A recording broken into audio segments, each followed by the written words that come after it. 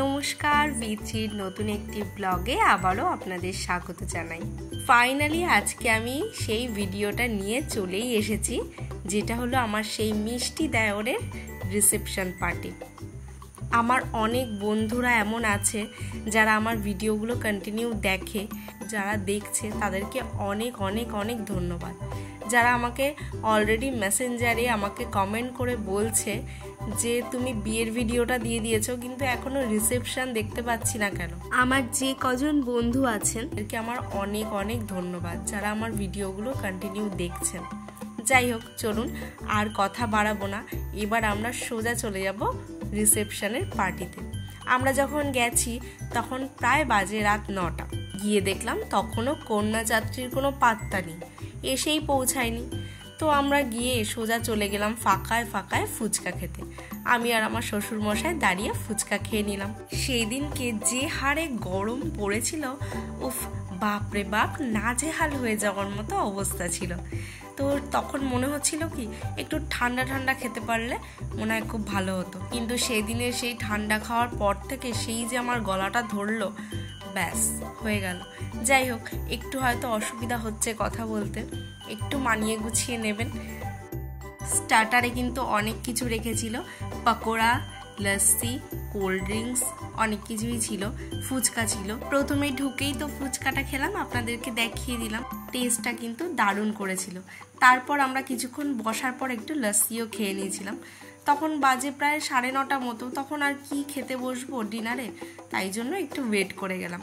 তো আমার বরমশাই বললো, দাঁড়াও তুমি বসো, আমি একটু উপর থেকে ফুলসজ্জার খাটটা ভিডিও করে আনি।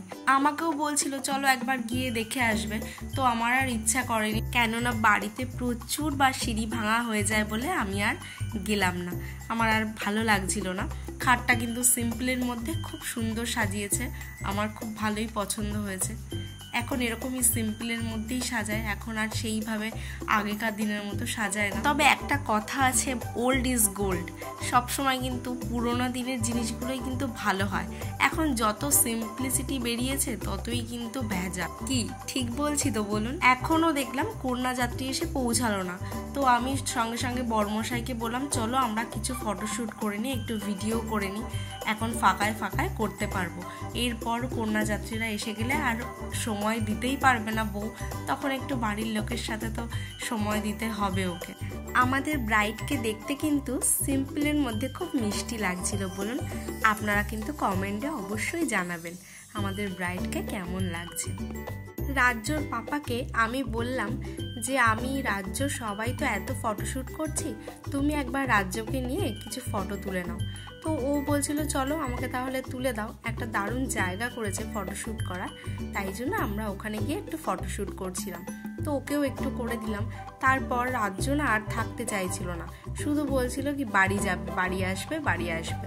কেননা তখন রাত প্রায় 10:30 বেজে গেছে, ওর আর ইচ্ছা করছিল না। তখন অনেকটাই গ্যাঞ্জাম হয়ে গেছে ওখানে, তখন কন্যাযাত্রী অলরেডি চলে এসেছে, যার জন্য একটু ভিড়টাও বেড়ে গেছে। ও একটু আনকমফোর্টেবল ফিল করছিল, যার জন্যই বলছিল যে বাড়ি আসবে, বাড়ি আসবে। তো আমিও আর লেট করলাম না, আমাদের তখনও খাওয়া হয়নি। আমিও রাজ্যর পাপাকে বললাম যে চলো ওকে একটু বাড়িতে নিয়ে গিয়ে ওকে একটু ফ্রেশ করিয়ে ঘুম পাড়িয়ে তারপরে এসে আমরা খেয়ে নেব। সেই রকমই করলাম।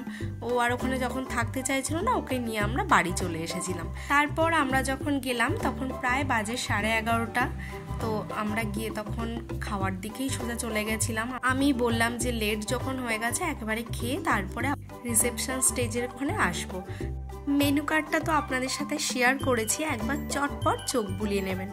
একে একে দেখে নিন কি কি মেনু আসছে। ডিলিশিয়াস, ইয়াম্মি, রান্নাগুলো হয়েছিল অসাধারণ খেতে।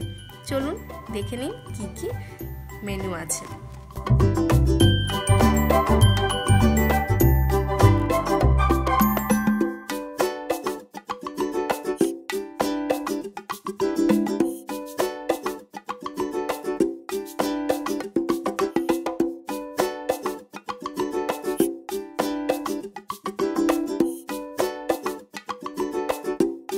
একে একে সব মেনু তো কমপ্লিট হলো, লাস্টে দই এলো, তারপরে এসেছিল রসগোল্লা।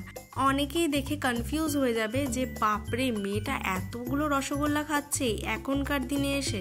এখনকার দিনে আরও সবাই মিষ্টিটাকে অ্যাভয়েড করে, ডায়েট করে অনেকে, কিন্তু বিশ্বাস করুন আমি কোনো ডায়েট করি না, আমার মিষ্টি সবচেয়ে ফেভারিট। কিন্তু এতগুলো রসগোল্লা কিন্তু আমি খাচ্ছিলাম না, যেটা আমি ভিডিওতেও দেখাচ্ছিলাম যে আমি খাচ্ছি না।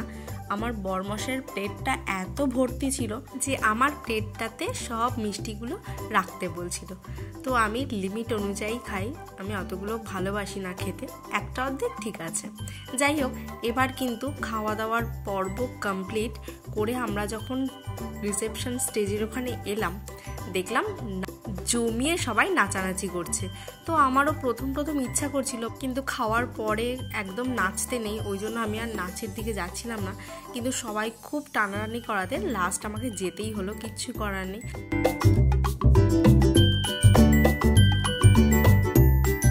চলুন বাচ্চাগুলো কেমন সুন্দর নাচছে একবার দেখুন। এখনকার দিনের বাচ্চাদের মধ্যে কিন্তু দারুণ ট্যালেন্ট, জানেন তো। নাচ না শিখলেও দেখুন এমন এক্সপ্রেশন দেবে যাতে ওরা নাচ শেখে। আমরা তো দেখে অবাক হয়ে গেলাম। এই মেয়েটিকে আমি পরে জিজ্ঞাসা করলাম, তুমি কি নাচ শেখো? বলছে না, আমি নাচ শিখি না, বাট এরকম সবাই নাচলে আমিও নেচে দিই। দারুণ, সত্যি এখনকার বাচ্চাদের মধ্যে প্রচুর ট্যালেন্ট। আমাদের মুন সোনাও কিন্তু কম যায় না, মুনও কিন্তু দারুণ ফাটিয়ে নেচে দিয়েছিল। খাওয়া দাওয়া করে এসে আমি একটু বসেছিলাম, আমার বড়মশাই বলছে দেখো তুমি কি নাচবে? তো আমি বললাম না, আমি নাচবো না এখন। তখন বললো ঠিক আছে তুমি তাহলে ভিডিও করো, আমি নাচি। তো আমি বললাম হ্যাঁ অবশ্যই যাও। তো আমি ভাবতে পারিনি ও এত সুন্দর নাচতে পারে, আমি কখনো দেখিনি ওকে নাচতে, ও শুধু হাতই নাড়ায়। কিন্তু ওখানে যে এত ভালো হঠাৎ করে গিয়ে নাচতে শুরু করে দেবে এটা আমি সত্যি ভাবিনি। যাই হোক, সত্যি আমার খুব ভালো লেগেছে, আমার বড়মশাইয়ের ফার্স্ট আমি নাচ দেখলাম, এটা কিন্তু আমার কাছে একটা সত্যি দারুণ সারপ্রাইজ ছিল।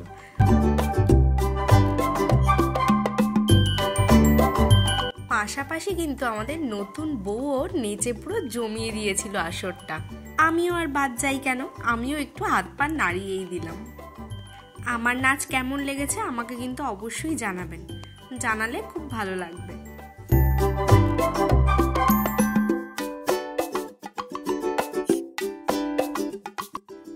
প্রথম সবাই নাচবো না, নাচতে ভালো লাগে না, নাচতে ভালোবাসছি না, এখন ভালো লাগছে না, এরকম করলেও পরে কিন্তু সবাই নাচের মধ্যে ঢুকে গেছিলো। এখানে কিন্তু কেউ বাদছিল না নাচতে, আমরা সবাই মিলে নেচেছি, খুব মজা করেছি বিয়েটাতে। আমাদের বৃষ্টি রানীর তো নাচের কোনো তুলনাই হয় না, এত ফাটিয়ে নেচেছে, দারুণ নেচেছে, সবাই খুব ভালো নেচেছে, আমরা খুব এনজয় করেছি। তো চলুন আজকের ভিডিওটা এখানেই শেষ করছি। রিসেপশনের ভিডিও কেমন লেগেছে অবশ্যই কিন্তু আমাকে কমেন্ট করে জানাবেন। আপনাদের কমেন্ট, আপনাদের ভালোবাসায় কিন্তু আমাকে ভিডিও করতে অনেক জোর দেয়।